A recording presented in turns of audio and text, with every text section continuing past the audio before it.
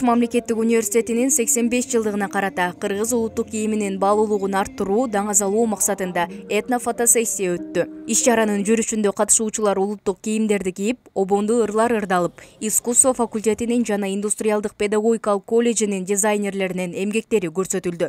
Биз улуттук кийимдерди Ош мамлекеттик университетинин окутуучулары жана студенттери кийип келип, фотосессия уюштуруп, соц тармактардан Ошму 85 этно-фотосессия хэштеги менен жайылтуу болуп эсептелинет. Улуттук кийимде кийинген катышуучулар Ошмунун алдында жана окуу жайдын музейинде сүрөткө түшүштү.